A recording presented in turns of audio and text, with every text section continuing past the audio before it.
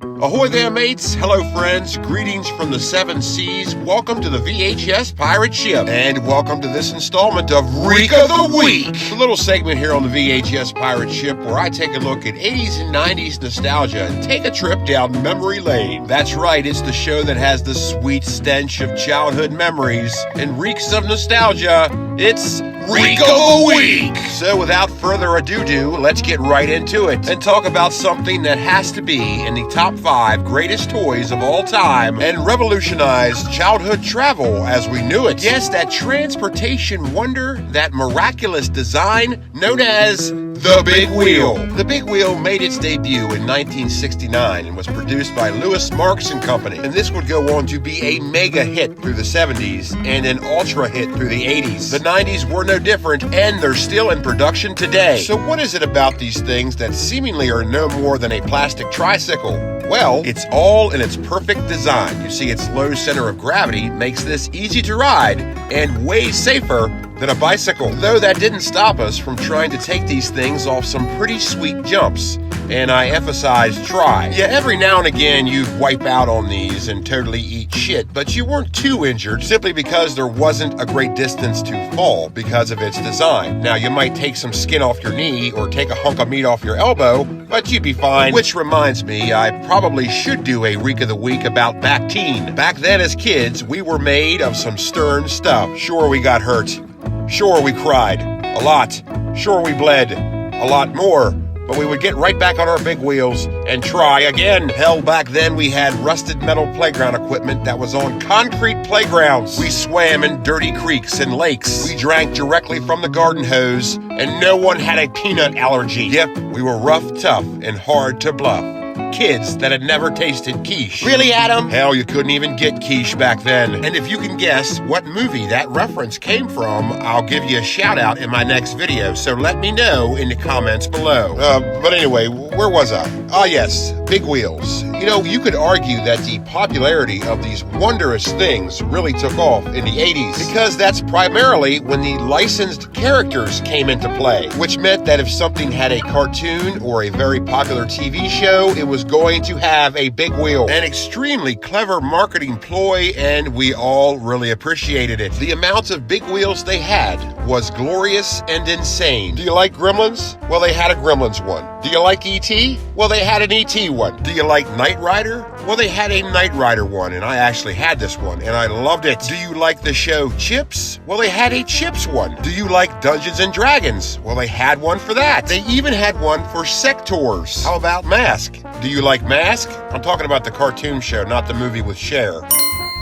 Well, they had one for Mask. And this one tries to replicate the premise of the show, which is, of course, vehicles that transform into battlements. But I mean, really, this wasn't too impressive because it was just 2 panels on the head that flipped up. But, you know, it's the thought that counts. And it was good enough for us, that's for sure. Yeah, this was a really cool cartoon show and an awesome toy line. And speaking of that, they had ones for the Transformers and GoBots, and these things actually transformed.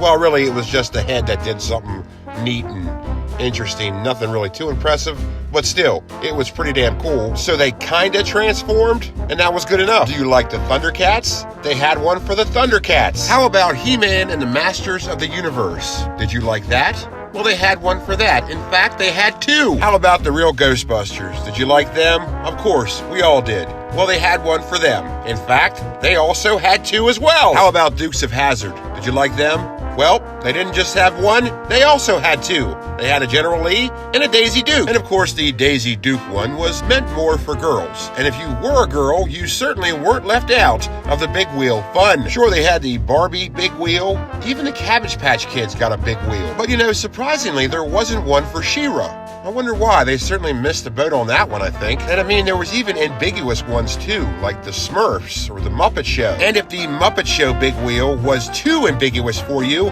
they had a Miss Piggy edition. They had a Pac-Man one. And if that was too ambiguous for you, then they had a Miss Pac-Man one. They had a Star Trek one that came with this really cool control panel thing on the handlebars. Nice touch. There was a Superman one, a Batman one, Wonder Woman one, Spider-Man one, Incredible Hulk one. These things were everywhere, which leads us to the one that everybody wanted the Rambo Big Wheel. This was it. It had gun turrets on the handlebars, and it came with a Rambo headband. And this is based on the Rambo cartoon show, which I still cannot believe they had. And here's why I say that. Because yes, the popularity of Rambo, especially in the commercial market with the toys and the cartoon and whatnot, is based on Rambo 2 and 3, which portrays the character as a marketable action hero, which, for all intents and purposes, he is. But if you were to base that on the first movie, First Blood, which all the other movies stem from, then you would see that these movies probably shouldn't be marketed to kids,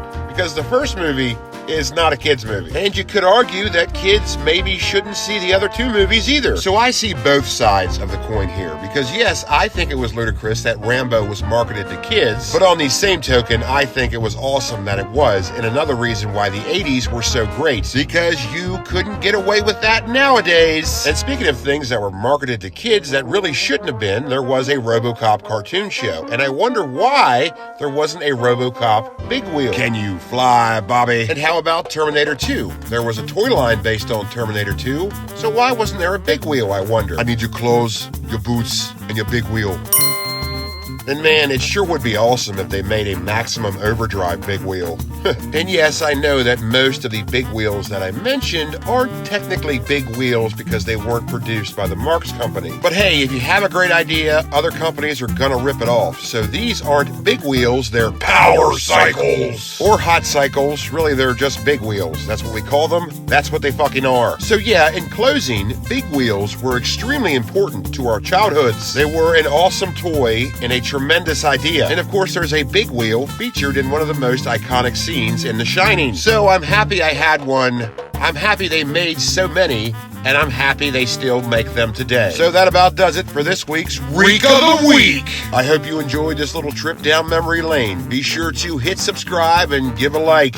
And take care out there, and I'll see you next time, only on Captain Adam's VHS Pirate Ship.